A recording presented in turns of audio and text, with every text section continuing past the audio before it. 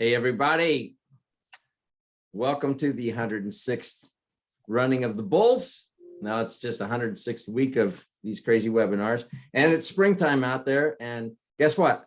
I was at the Masters this weekend and I picked this. I guess it's illegal. No, I'm just kidding. Actually, I got this from my front yard, but a friend of mine, a banker that we all know that I will keep unnamed, he did pick one at the Masters, and evidently that's a big no.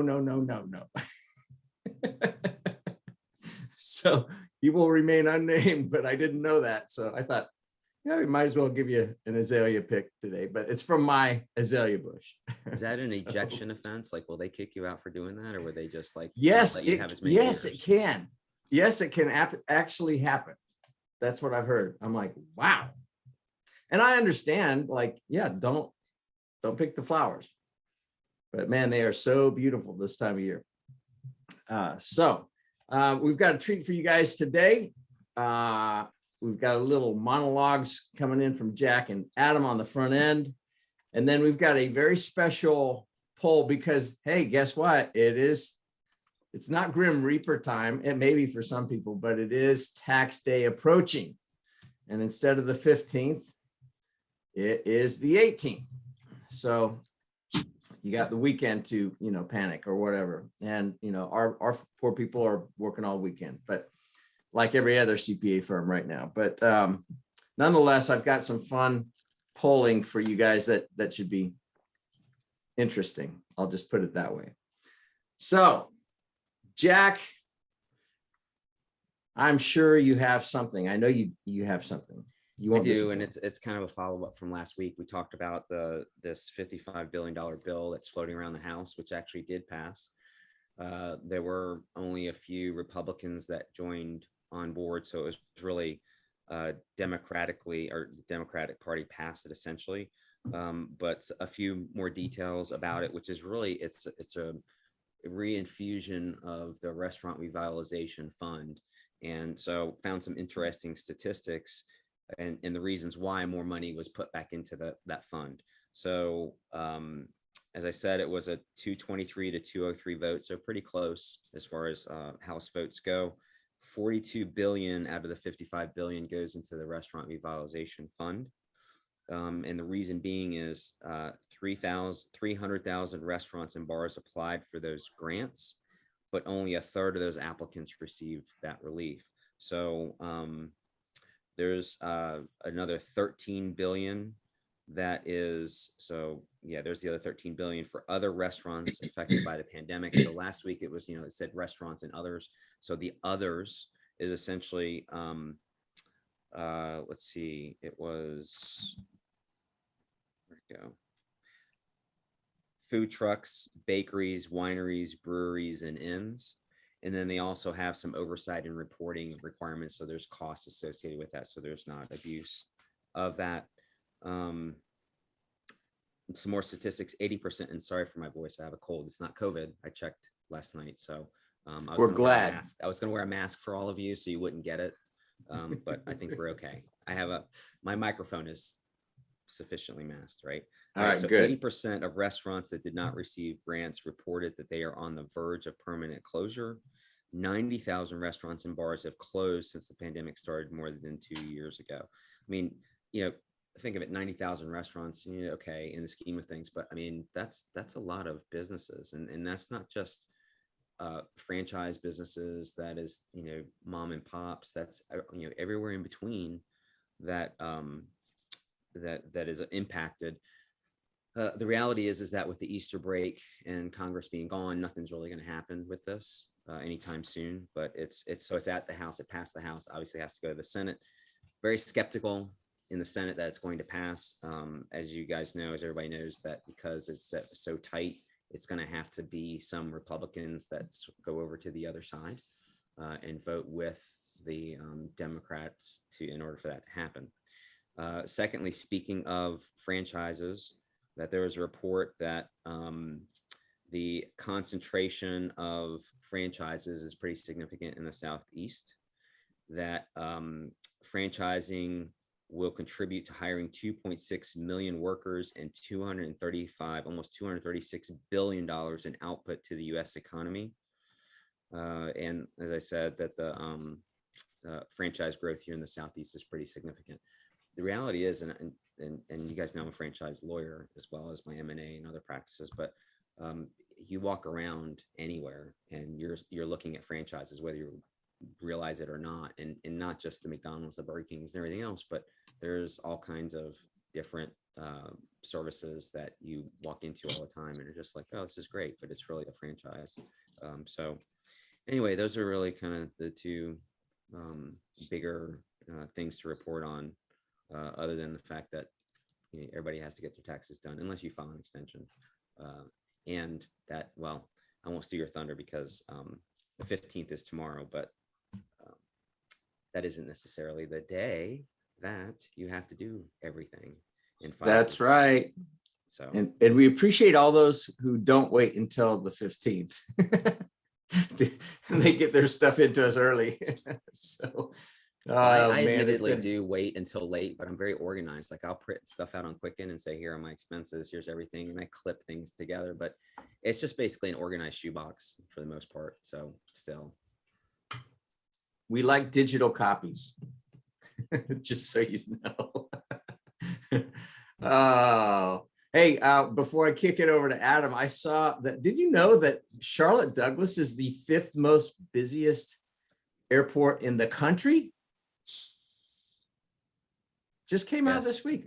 Yeah, Mike. I was, I guess, sort of not surprised, but again, I mean, with all the construction that they have going on and with American Airlines, and then they really have expanded the A terminal to bring in more flights. But yeah, I mean, it's a rocking and rolling place, when I go into it. So not surprised. They're but bringing I all guess these maybe franchise owners into town. That's right. That's right. All right, Adam, you got something for us? Yeah, so I will also echo Gary's comment that, hey, people that get us stuff early and on time is better than people that at the last minute don't and say, hey, by the way, you're going to get that done, for me, versus expecting an extension payment. So anywho, the one that I wanted to hit on, we get asked all the time about, can I deduct this or can I deduct that? And, a lot of you folks on the call have probably been receiving emails from us about access to our intellectual property, which exists in a product called the Vault. That is not a new portal to upload your documentation. It's a repository of all our best ideas. So I thought I would hit on, one of them that's actually not in there for a reason that I get asked about all the time. And it's called the Augusta Rule. Since Gary brought up the Masters, I swear I was going to bring this up anyway, but that's hilarious. So in the 70s, the good residents of Augusta lobbied to allow for the ability to rent out your house for up to 14 days without having to recognize any income from it. So you rent out your house, collect 14 days worth of rent, don't have to recognize any income. And that doesn't just apply to the residents of Augusta, it applies to everybody. So when people talk about that whole 2-week vacation home, hana, blah, blah, blah, blah, blah stuff. That's where all that comes from. So I always get this question. I read online that, or I saw this Instagrammer that I follow that said, I can do this. And what I want to put in context, so what BGW advocates, and the excuse behind that is, yeah, you can have your company annual meeting, at your house and rent it out for a couple of days to do your annual strategic planning. And that's your tax-free income. Look, if you got no other options, it's probably a fine idea, but I haven't checked the RBO for my house. But first off, I love Gary and everybody else, but that would imply that I actually want you in my house to have the strategic planning meeting and all that would entail. We have done that though, Yeah, I know. Number two, I'm guessing VRBO for me is maybe $300 a night, even though it's in, Davidson, nice area. So $900 times my effective tax rate equals some savings. That's fine. You know, it's about 1 day of that, right? Of rent. And it's hard to say anything beyond 3 days for an annual strategic planning meeting. You know, like it'd be hard to get to the full 2 weeks of the annual strategic planning meeting that occurred at the Boatsman family residence in Davidson. So what BGW advocates is, well, look, if you're going to have an annual meeting, do it upright. You know, go somewhere good, you know, and figure out how you can deduct the vacation. You know, as I'm sitting, Gary didn't mention, but I'm sitting in Captiva. This would be a fabulous place to have an annual meeting and get the tax deduction for it. Problem is, I can't really deduct 2 annual meetings, right? The company only has 1 annual meeting. So we prefer instead to stockpile the fun extravagant vacations for the company annual meeting, you know, not the rent out my little house in Davidson for the company annual meeting, because you get a much bigger bang for the buck at your effective tax rate. And before I you know, close the loop on this one, before we open it up, I just want to get, you know, I know we had the former auditor on from Jack's firm a couple of weeks ago. I wanted to give my most, you know, holy crap, I can't believe that I got away with that story. Knowing that we are recording this, it actually passed. So we had it, this was an audit where, you know, I don't know if I would have advised the person it was going to be okay or not, but they'd already done it. So I was in the position of having to defend it. So the client owned a business, and the client was also an EO, Entrepreneurs Organization, which a lot of you guys on the phone call, you know is one of the peer group, you know, CEO organizations that are out there. And the way EO works is that every EO forum has a rotating chairman of that forum that's responsible for putting on the annual EO meeting, you know, for the forum, which is always in a good destination.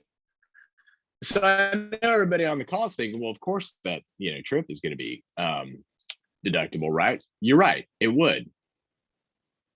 However, this gentleman also deducted 2 scouting trips to other locations, the Bahamas, Key West, just to check things out, to make sure that they were going to be acceptable for the EO forum, which is not where he went for the forum.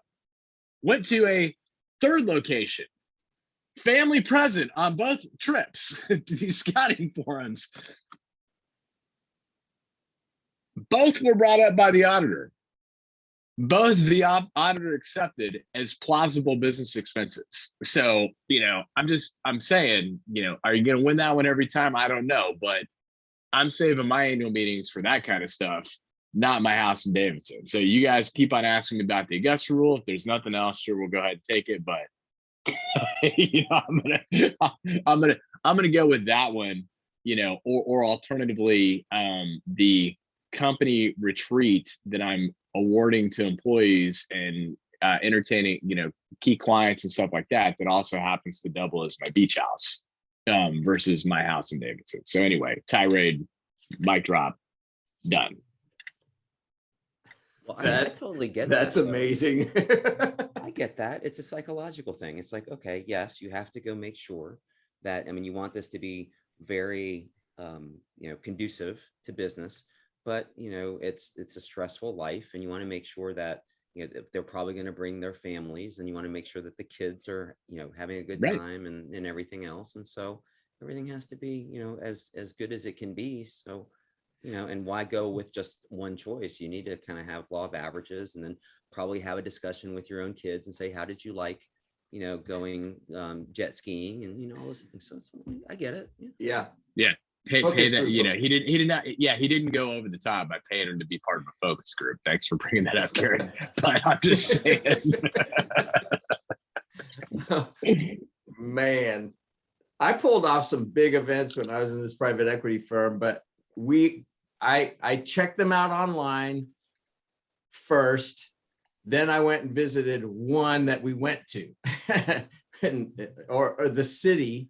Like, wow, I would have had I couldn't have justified that, but, you know, good on them and good on you and having to stay in the ring with those guys. It's a good thing somebody didn't push the button with the auditor. Oh my goodness. So Derek has hit us up in the chat, and this has to do with the restaurant thing. You guys, it's going to sound more cynical than intended, but statistically different in the number of restaurants on the verge of closing versus pre-pandemic? Question mark. Traditionally, it's an industry that has very high failure rate. Yeah, I Agree. I don't know.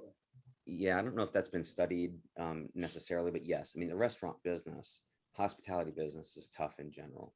And I think that at the added weight of lack of revenue, of dealing with employment issues, I think that it probably has some statistical significance beyond what is kind of the norm failure rate of restaurants. I mean, you just walk around uptown or anywhere else, it's just, oh, okay, hey, that's the new name for the same place, and oh, it's a surprise restaurant. It's like, because the new restaurateur tours can do it better than the prior ones, right? And so yes, there probably is a statistical significance, but maybe not as much as maybe in other industries that were already not, and I hate to be cynical as well, doomed for failure, hopeful for success, but potentially doomed for failure statistically already.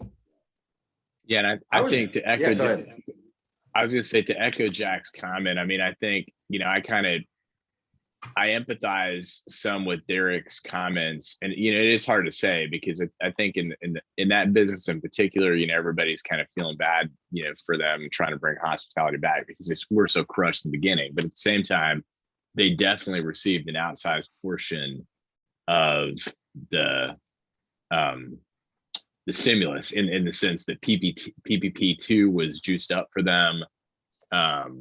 Plus they got the RF, plus there's some state grants and stuff like that. But, kind of the one to consider if you are a restaurateur, and I know we're all having labor shortages, but, not a lot of us are actually shutting our doors for a day or two, like a lot of restaurants are having to do, because they can't find help. And I mean, I'm sure that everybody on the call has an example where they pulled into the restaurant and saw a sign on the door that said closed today, due to, getting, like, recently, like not like a year ago. So if you think about playing that through, the landlord didn't call and say, dude, you're going to shut down for a day?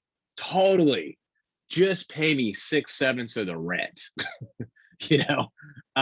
So all their, in their case, I mean, their fixed costs remain the same. And even if they didn't make really that much money on a Monday, those dollars still contributed to paying the rent and the other fixed overhead that existed. So I can't understand that. And I think that, again, everybody's having some labor issues, but I think they in particular are the ones that are sort of hardest hit by the Amazon phenomenon of, seriously, man, having bartended and waited tables for a long time, it's not an easy job. I don't have nightmares anymore about the tests that I didn't turn in college. I have nightmares about the table that I forgot their drink, the food that just wouldn't come out of the kitchen, the table that I couldn't get to. Like, I'm still scarred, so if given the opportunity to make $20 an hour to go phone it in a warehouse versus, nightmares at, almost 49 years old, back from waiting tables when I was, 20. I'm taking phone it in warehouse job. Yeah, and you could be unionized here pretty soon too, if you do that. Right. So, oh man. All right, so we're gonna in the spirit of springtime, azaleas, and tax season, and actually the monologues, like, we don't know what we're going to be talking about before we go into these monologues, just so you know. And so I think it's pretty funny. But I decided, I found some really interesting tax deduction trivia, and we're going to call it legit or not legit. and so we're inviting everybody to play in this, and I'm going to just send one. It's a poll, but there are 10 questions, and all you need to do is hit legit or not legit on these 10 things. and we'll see how you guys score and how accurate you are to the actual legit or not legit. Now, this is based on tax code of a few years ago, so some things may have changed, but this was actually during Bush 2, W's reign. So, you know, tax codes changed a little bit.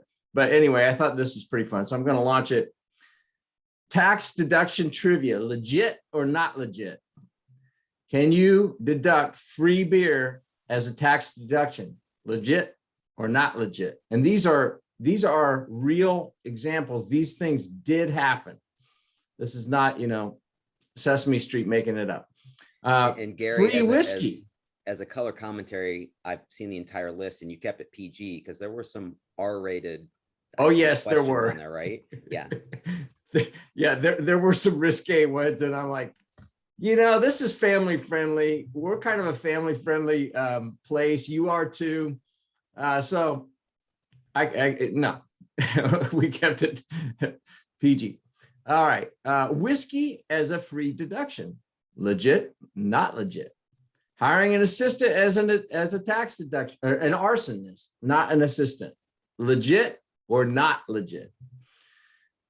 Buying a racehorse as a tax deduction. Legit, not legit. Cost of moving a family pet as a tax deduction. Is that legit or not legit? Body oil as a deduction. I think it has to be some sort of designer oil, but is it legit or not legit? Trip to the Super Bowl as a tax deduction. Ooh, this is an interesting one. Private airplane. So if Papa Joe's on here, he should get this 100% accurately. Babysitting costs as a tax deduction. Is it legit or not legit? And nuclear fallout shelter as a tax deduction. Is it legit or not legit? So I'm going to close the poll here. And you got 30 seconds. And, you know, if you didn't have a cold, Jack, I would have you do the dinger, but, you know, you could do the countdown. But I just want to save your voice. Thank you. So, all right, I'm going to post. All right, you got 10 seconds. Vote if you haven't voted. All right, here we go. I'm ending the poll. I'm going to share the results. Okay. So I'm bringing up this article. Free beer, legit or not legit? And those who said legit, they're right. Strange but true. And here's the situation. A gas station owner gave his customers free beer. We don't know the brand. I doubt that it was Stella, in lieu of trading stamps. And the tax court said, yes, it's a legitimate business expense and it's tax deductible, which makes the next entry even stranger. So next one is whiskey. All right. The survey says you guys got it right. It was not, which is ironic, but a cunning fella thought a case of or two whiskey would make nice client gifts and tried to deduct them on his annual tax return. The category he chose was client entertainment.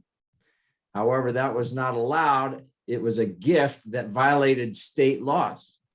Whew. Okay, so the arsonist, that was a strange one. That was probably one of the strangest ones. So if you hire an arsonist, so the survey results, you guys were right. No, but a guy actually did do this. He had a failing furniture business, decided to hire somebody to burn it down.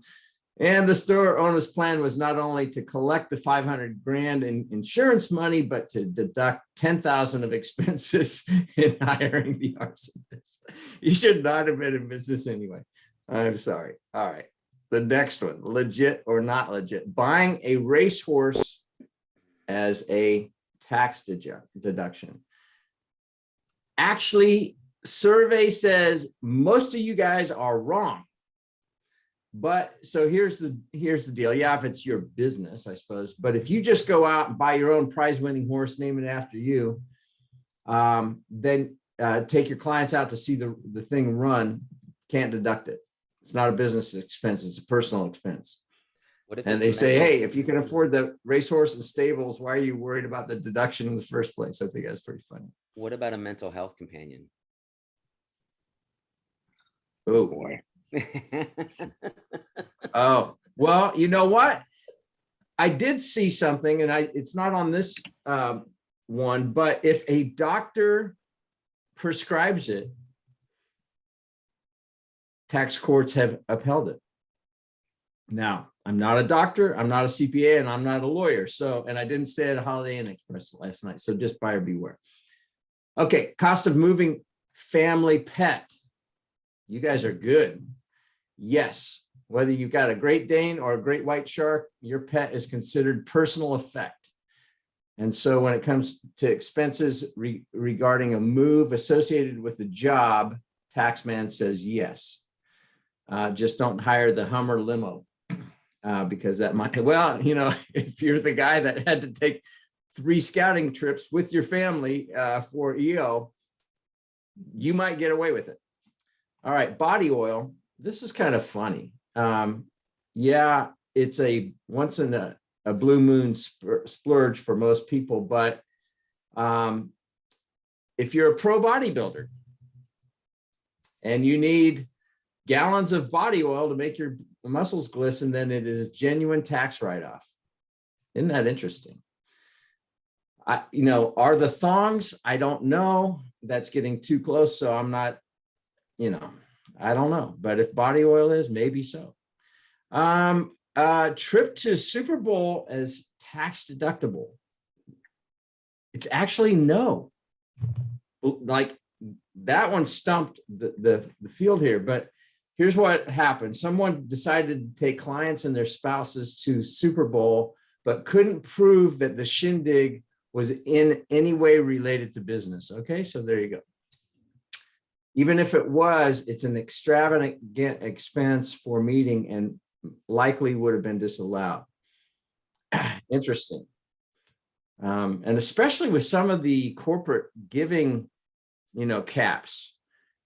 You know, we couldn't take anything over $100 at Bank of America. So anyway, all right, let's keep going. Private airplane. Nobody got really fooled on that one. Yep. So, and it was a private, this was actually a rental. So a couple with a rental condo didn't fancy the hassle of driving up to 7 hours to check on it. They didn't want to be stuck on to the schedule if the only daily flight was available. So they bought their own jet. Well, yeah. First world problem. Jets are expensive. Yeah, they have first world problem. Leaves in the pool. Oh man, I had a business partner. We had a Cessna 310 twin engine, and that was still a cost suck. But I flew on a G450 to Mexico last fall, and it was over 10 grand to just fill the thing up. And that was before Putin's, you know, gas hike, in quotes. All right, next one, babysitting costs as a tax deduction. Yes, indeed it is. If, but here's what's interesting. You can deduct it as a charitable contribution if the mother of the child is leaving the house to do volunteer work for charity, which we all do on a daily basis, according to the commentary here. And then finally, nuclear fallout shelter. You guys were split. Half of you were right, half of you were wrong.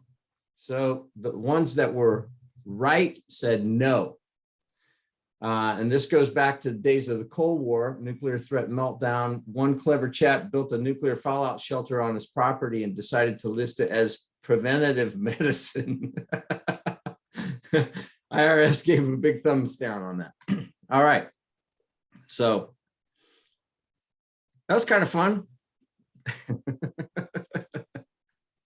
I have all kinds of questions now. I can change the scenarios and the facts of all those questions. And I'm like, wonder if this works, wonder if that works. So Yeah.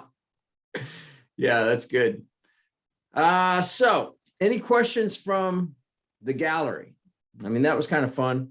We're here to answer whatever you're looking for. It's funny, I was talking with somebody this week and I said, hey, you ought to be on this call because they are growing a lot. They're adding entities.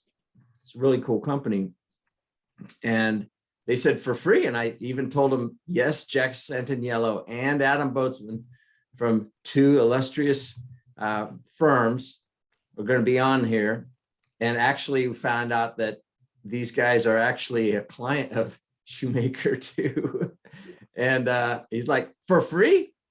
Yes, for free. So in that case, they'll actually get a bill. Otherwise, we wouldn't be able to crack jokes about law firm billing. Yeah, that's true. well, the side of that on our end is that partner who is the relationship partner came into my office earlier this week and told me that story and said, yeah, and they jokingly said that they want to work with you, Jack, instead of me. And I said, well, when you get old like you want the younger generation. Yeah. And so he didn't appreciate that. I was, just telling it like it is. And no, I didn't like that. So, but yes. Well, interesting. I think it's all of our tens of followers on here. That could be it, Jack, our tens of followers. Okay. I'm going to hit the grab bag here. And since one of the questions had to do with babysitting expense and going to work for a charity, here's a question that comes from our 110 most asked questions. I do volunteer work for a charity. Do I get a tax deduction for doing so? I get asked this question a lot, like, hey, I donated my time, can I write that off? And the answer to that is no, because like the way that you would write it off would be you would get paid for it and then donate it. So you end up in a net zero position to just, donating your time. However, you can deduct mileage expense and some of the other, items that you may have, like if you had to buy a uniform or something like that, then you could deduct that stuff. But generally, it isn't your time, it's just mileage. The other one that we get asked a lot of times too is, but I gave, I gave, like restaurants often, since we're on the restaurant theme, I gave away all this food. You're right, it's appreciated. So you can either record the sale to the charity and then record so I record $100 sale and then $100 charitable contribution. So same, end up at net zero, or I can just expense the inventory and end up in the same spot. So it's one of those things where it's like, when you're a business owner, you should do stuff to give back, but at the same time, whether it's just I gave away some inventory or it's a real charitable contribution, that really kind of comes down to what you're trying to accomplish with the gift itself in terms of additional exposure, market expense, or giving back. Like if you wanted a specific line item that you could show people, this is all that I do, then you should record it properly. Otherwise, go the lazy route. So this has prompted a question. Survival CFO, Robert Mayetta, can I deduct my daughter's tonsillectomy? Waiting for her to recover from it at this very moment. Well, we hope she gets fully recovered quickly. Buy lots of ice cream. Again, ish. So it kind of goes back to the childcare thing, in terms of, hey, what's deductible? The medical care sits in the world of employee fringe benefits. And in employee fringe benefits, there's the, hey, that's a pretty cool fringe benefit category. And then there's the ERISA, Department of Labor, it's going to be awful if I screw this up category. Health falls in that category, as does retirement planning. So to answer the question directly, of course you can. If your company has a healthcare plan that fully pays for everything, covers everything for everybody, no matter what, classic healthcare reimbursement arrangement, you're totally fine with that, as long as you also offer the equivalent benefit to the rest of your employees. Happen to know Robert, in Robert's case, probably just him. But that's where you start to get into trouble, is when you got more people than just Robert in terms of the healthcare plan. So then people ask, well, what if I just give him like 500? Can I just give Gary like $500, but not Jack? It's like, well, no, because indirectly you created a health plan at that point. So, you either need to go legit or figure something else out. All right. So. Oh, Jack has a stand up. That's funny. Nice. Yeah. So yes, Jack. Since we're peppering you with the what ifs, is there a general rule of thumb? So when giving clothing or other items to Goodwill, is it 25% of what the fair market value was with it being new? Is it? I mean, it seems like it's very subjective. So what in reality, what happens with probably most everyone is that you get the little white slips and then you tuck it away.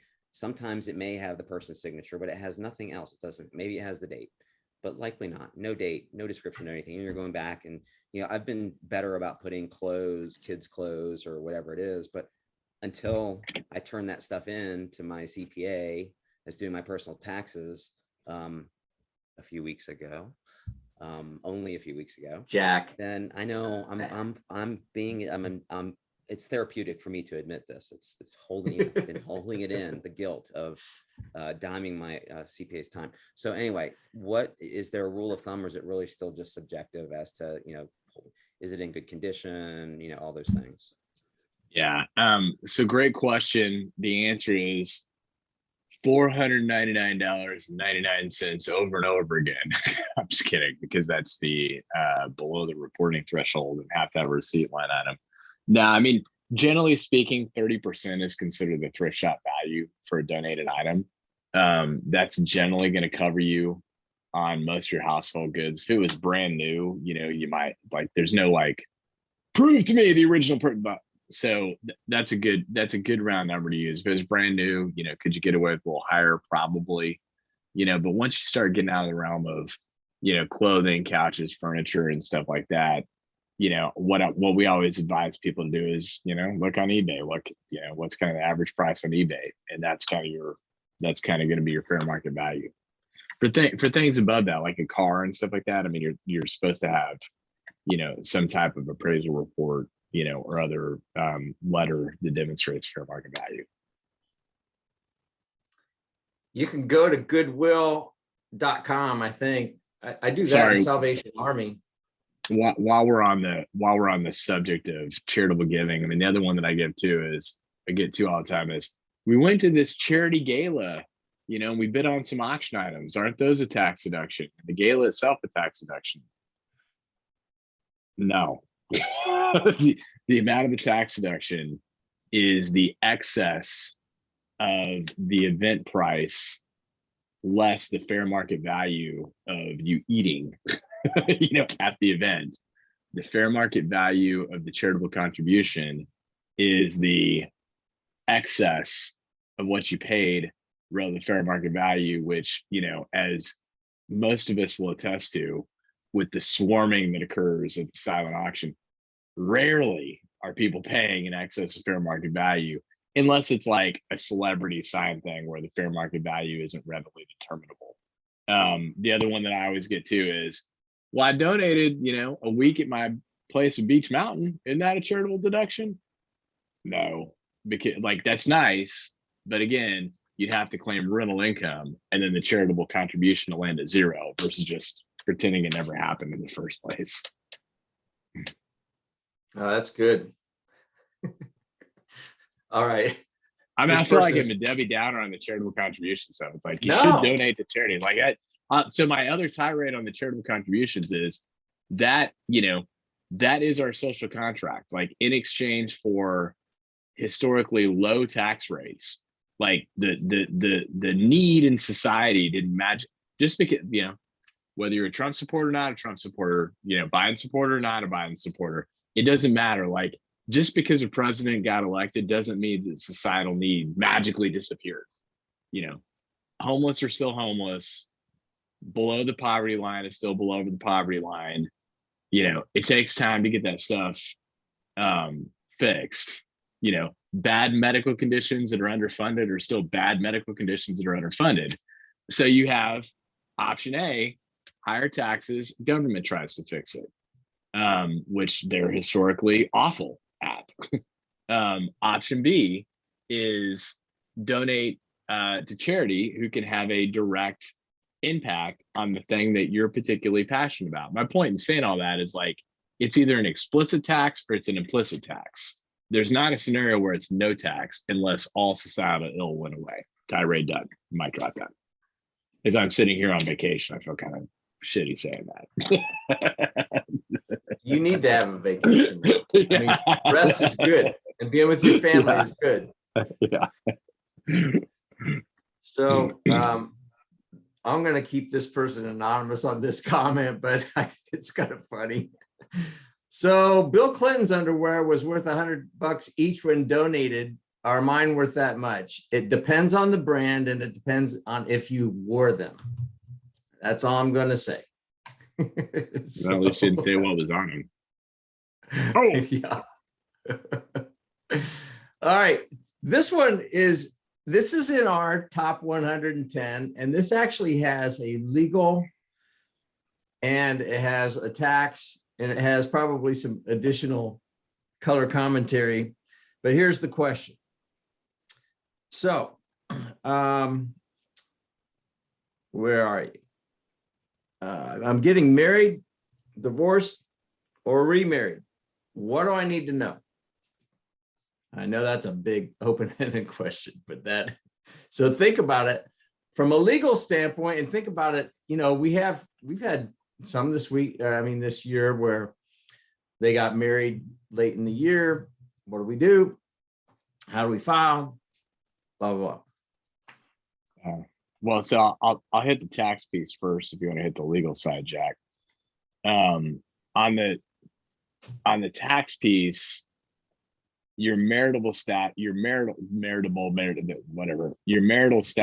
is whatever it was on the last day of the calendar year. So that just is what it is. The second is that no, you don't get a deduction. I used to get a deduction for alimony. You do not get a deduction for alimony now.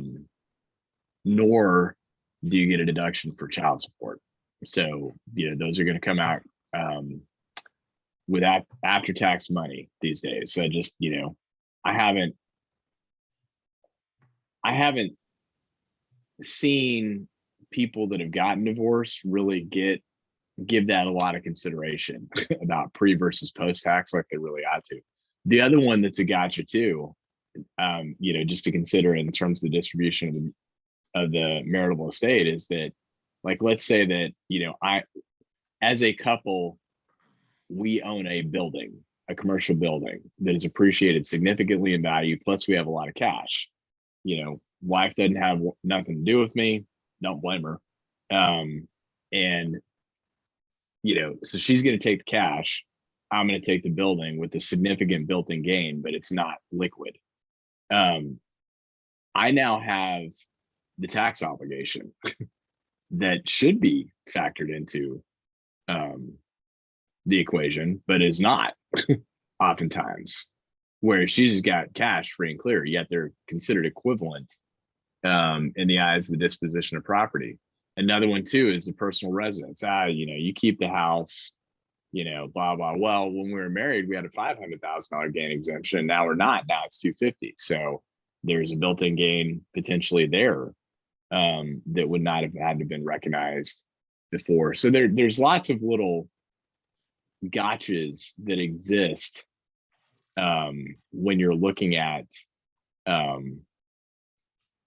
what you're, what you need, what needs to be funded. I think that we'll bleed a little bit more into the legal side of things, but I think also, the other one that I see oftentimes too is just not enough specificity around, paying for college. Well, like, is that all college? Is that in-state college only? Is that up to a certain dollar amount? Does that factor in fraternity sorority dues? Is that books? Is that tuition only? I'd like, there's just so much specificity that ends up having to go into the stuff that can lead to real problems later on down the road if it's not really well thought out. And I just think people sometimes rush this stuff.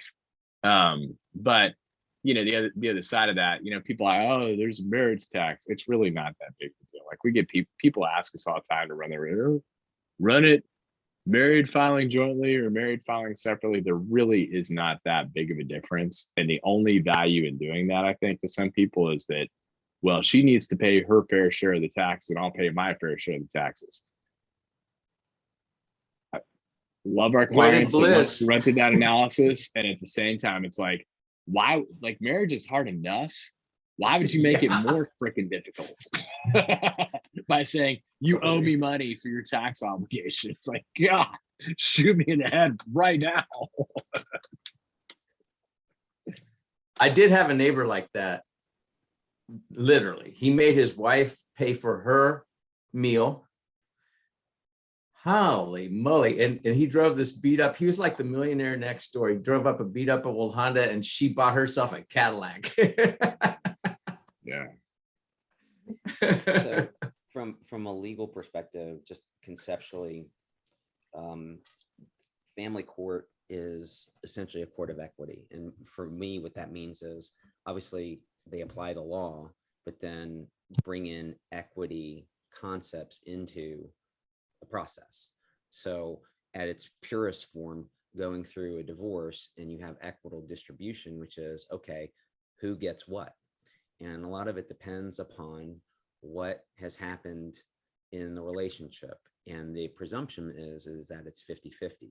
Then you get into adjustments, whether there is alimony, child support, a lot of things that Adam mentioned, but focusing on the business aspects, the business ownership is, and again, I'm not a family lawyer. So my first actual piece of advice is go find a family lawyer. So that's not self-serving, because we don't do that. But a family lawyer, divorce lawyer, etc., will help you maneuver through all of this. But at its core, the ownership is an asset of the estate. And in many cases, if the business was brought into, if it came into existence while married, or even if it came into existence prior to, but continued on through the marriage, and therefore the value of the business increased over the course of time, then potentially it's a marital asset. So then in contradiction, it may be that only the husband or the wife is the actual member or shareholder in the entity. And then, to make things even more complex, you have a shareholders agreement or an operating agreement that's very clear as to what can happen to the ownership interest of that spouse upon certain events. Obviously, voluntary transfers that someone wants to transfer, right? You offer, you can't refuse, kind of thing. I'm really talking about the involuntary transfers, death, incapacity, divorce. And so what happens then is you have a document, an agreement that says, essentially, upon an event of divorce of a member, then this is supposed to happen. And a lot of times it is that the member spouse, shareholder spouse, gets to keep those interests. It really isn't marital property. Well, courts generally will try to abide by that document that basically has already set things apart and the way they should be. However, if there is an imbalance in who's getting what, and there's a lot of value in the ownership, and then the other assets that's going to the non-owner spouse, there has to be some equilibrium put into the mix. So it gets very complicated in going through that process. Now, there are ways to deal with that. So for example, people who come to me and say, well, everything's going great in our relationship. Everything's going great in my business partner's relationship, but what if? And a lot of times the what if is based on experience, either their own or they've been through it as the other owners in a very volatile breakup of one of their business partners. And so then you have, okay, what do we do about that? And so what we typically will do is we have a marital, an agreement that's signed by the married couple. So the owner spouse and the non-owner spouse, it basically says that I agree that upon a divorce that yes, you get to keep the ownership interests and I will not interfere with that that relationship. Interestingly, take that the next step, had a husband and wife client who owned a business, very amicable divorce. They just, fell out of love with each other, but they're still business partners. They don't have any children together. So that's one less complicating factor. But one of the spouses is getting remarried. And so now we're at a point where, okay, the prior marital owners 50-50 want to make sure that in the event that there is a divorce of this new marriage, that the current 50% owner, the ex-spouse, is the one who gets those ownership interests, so that the ex-spouses, in this instance, the wives, don't end up being partners with, each other. So there are ways to deal with those kind of things, prenups, post-nuptial. They do have a actually, in this case, prenuptial agreement for the new marriage. They did not have a post-nuptial agreement for the prior marriage, but a lot of times that happens as well. So there are mechanisms that you can do to protect that in those scenarios. But then a lot of times that's just not thought of on the front end, which is understandable. It happens on the back end, but there's coordination between the estate documents and then adding in kind of maybe a death situation, a death of one of the owners. Then you have coordination between, various documents in the courts and trust documents, et cetera. So the more you can document, the better, obviously, but it also is a psychological hurdle, which is, hey, I love you so much and I want to marry you, but you can't have my stuff if we break up. And so it's a very difficult conversation to have, unless it is, and I've seen marriages that you have two kind of spouses or soon to be spouses on equal footing financially.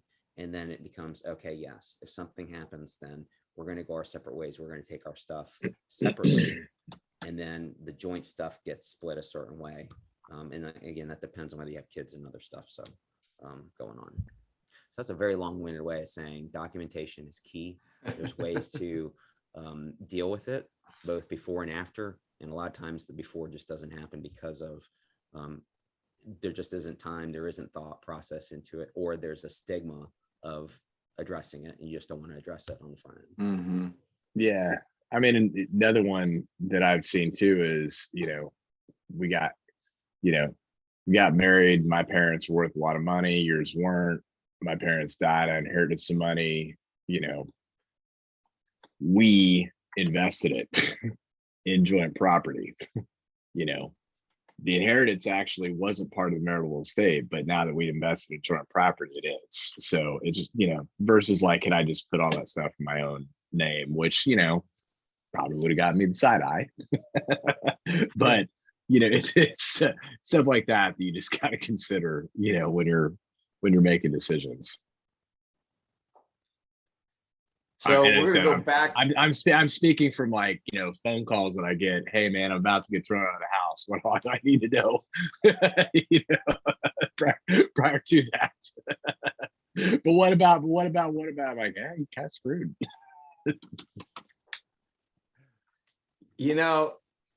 Given some of the things that all of us have heard from business owners that we serve,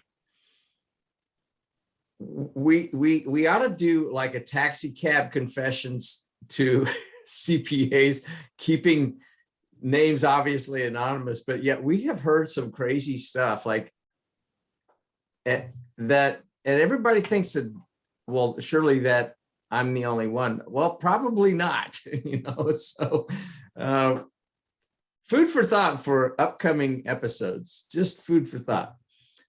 So here's a question that goes back to charitable donations. So Robert, you are on a roll, man. This is good. I had a client who invoiced a nonprofit client, then claimed a portion of that invoice as an in-kind donation. My thinking is that the result is it's a wash. Gross up the revenue, code the expense to donations. Do you agree? Yeah, that's a true statement if you want to reflect the proper accounting treatment of it. And I mean, the only time that's ever going to bite you in the butt if it's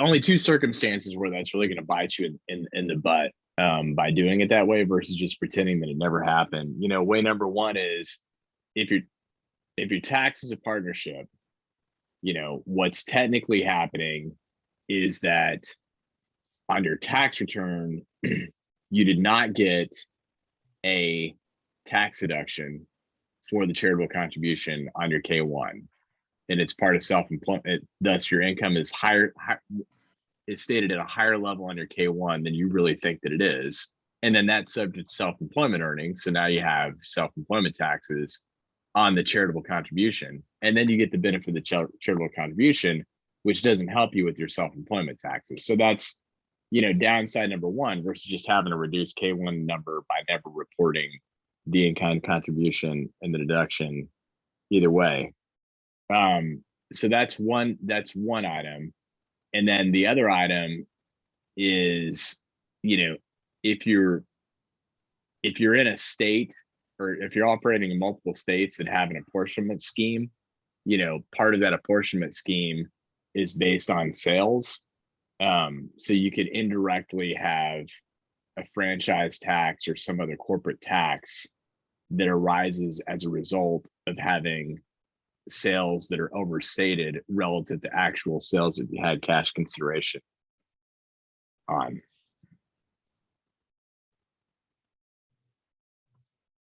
All right. Let's see. Yeah, go for it. I'll go ahead and make you host real quick.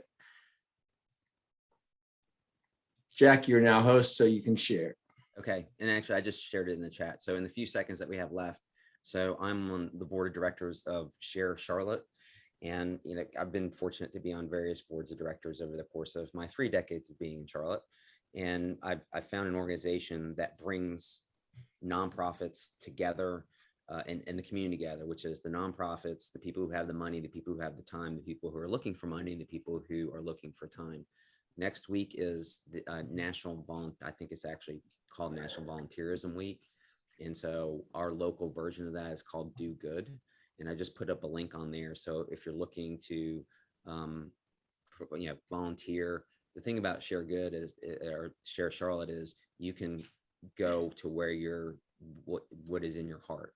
So you can call through, it can be age appropriate. So for example, kids that need service hours for, their church, school groups, or whatever it is, that you can find stuff there to do. So quick plug on that, because it's just very important. And it's, I think, a way to contribute back to the community in a good and efficient way of hooking up with or meeting with people that really need help, and maybe particular your expertise or whatever it may be. So thank you for that. All right. Well, we are right up at the hour. So wishing everybody a wonderful rest of the week. Great Passover and happy Easter.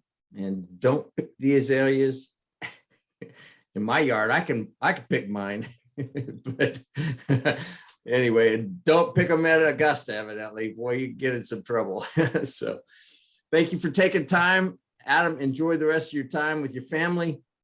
Drive safely home. Jack, get well soon. Get over that raspy voice. And we'll see you guys next week, Lord All willing. right. Thanks. Thanks, Thank guys. you. See you. See ya. Bye-bye.